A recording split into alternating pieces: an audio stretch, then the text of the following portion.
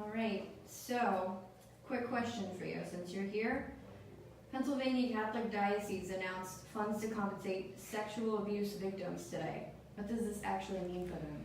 Yeah, so this is a really, this is breaking news. This just happened a few hours ago. It's very intriguing.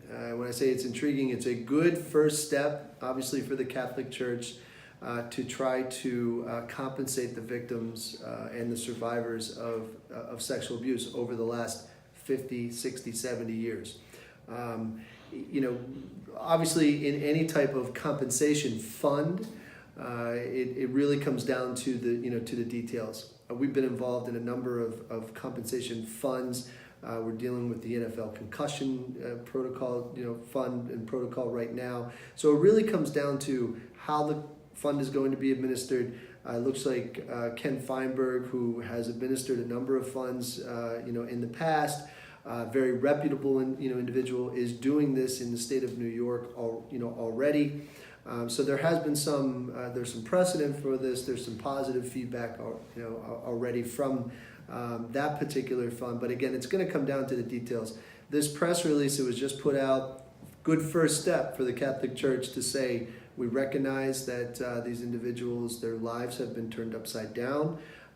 Some have, even lost their lives as a result of these horrific acts by the priests and other individuals in the Catholic Church.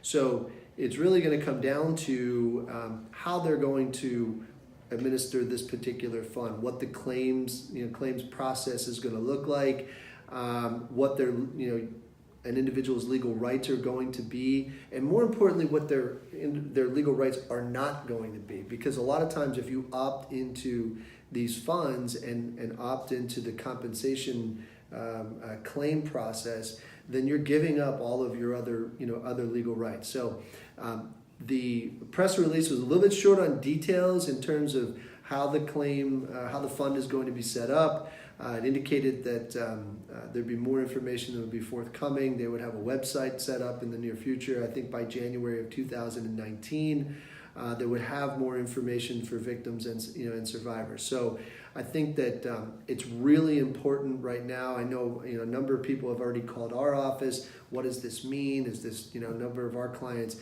Is this good? Is this bad? It's a good first step for the Catholic Church recognizing the severity of this problem. The next step is going to be the really important one. How they're going to administer this and what they're going to do. We've had a number of people calling us already saying, geez, we didn't call before. Are we out of the box now?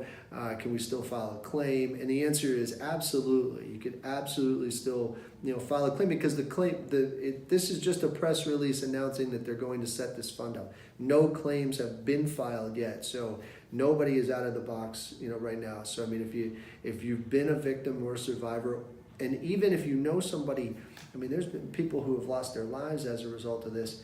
Their families, their estates, they may be entitled to compensation as well as a result of these just horrific acts by the priests and by the clergy, in the Catholic Church.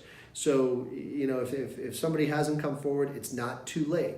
It's absolutely not too late to do that. The other question we have is, how far back is this fund going to go? Is it going to take claims that are 30, 40, 50 years?